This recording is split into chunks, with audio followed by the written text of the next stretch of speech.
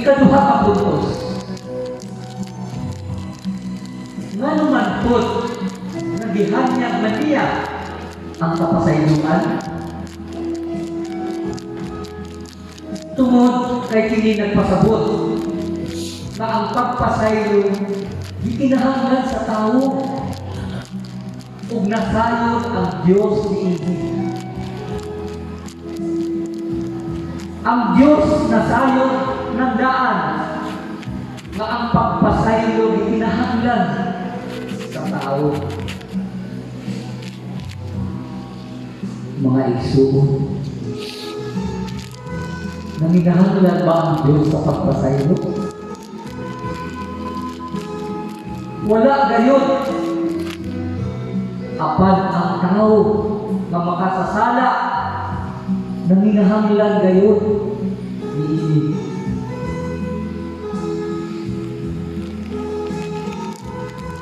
Tuig 1983, sa kasaysayan sa simbahan, si Papa Juan Pablo II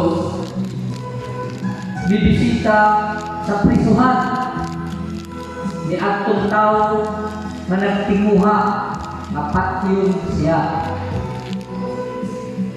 Bisan wala kay formal na pangayo ug pasaylo ang tao nga gusto siya patyon. Apan ang Santo Papa ipadayag na ug pagpasaylo kaniya. Nalapitan o nahisgutan kini ni gayon. Tungod kay usab kini kanindot na hulagway. Tali sa Diyos nun o tawhanon na kinaiya. Gani, lagmit na deklara ang mga Santo Papa na santo katong tuig 2014. Gawas pa niini, daghan pa ang mga panghitabo na nagsalamin sa hinungdanon sa pagpasaylo. Ilabi na ang mga santos ug martir sa atong pagtuo. Mga pagsaysay na ang pagpasaylo kinahanglan sa tao. Ang ikatulong na puntos. Unsa di ay bunga niini pagpasaylo ug ngadto kinahanglan man kini. Ang Dios na hinuha og pagpasaylo kay kini maghatag og kagawasan sa tao. Diha nato masabtan nganong gihanyag niya kini og gibuhat. Diha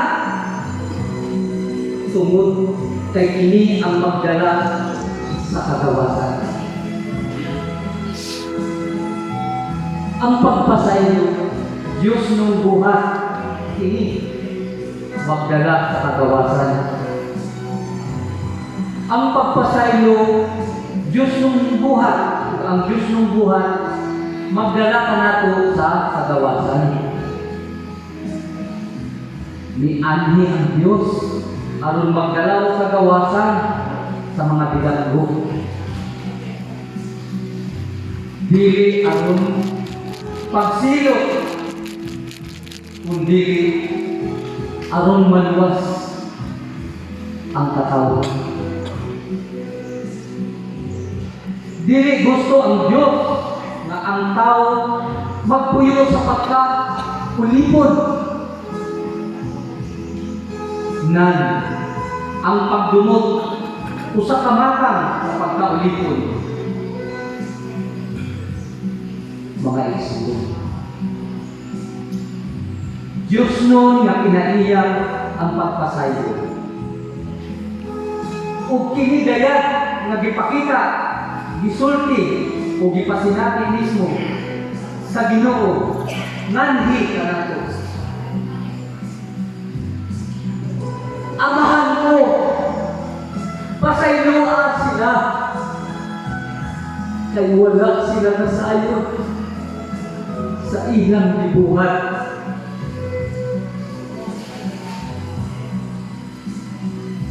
Pipila pa man kanato ang nagpuyo sa pagdungo.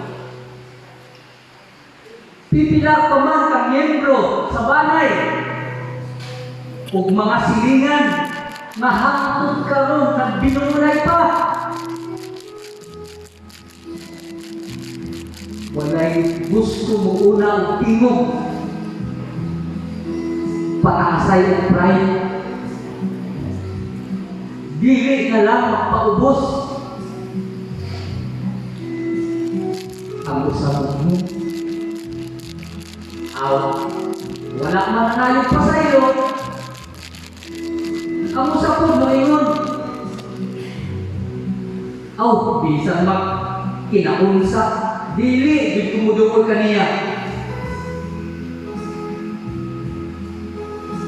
Daghan kanato ang hambing pa o pagdumot, kaaligot-got,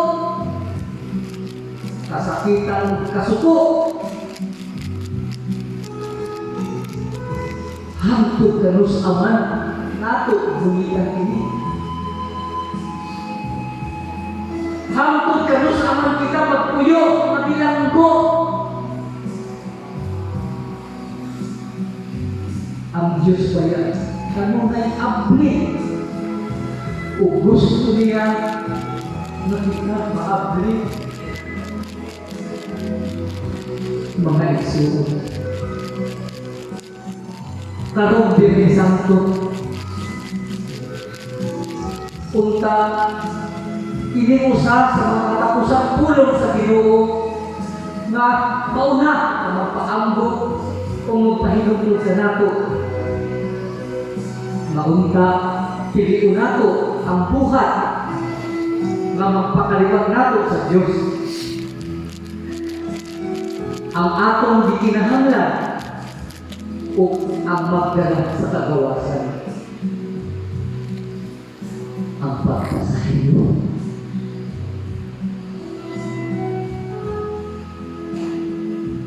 Mga igsuon, mga ikaw pasayo sa Diyos sa atong mga sala niya.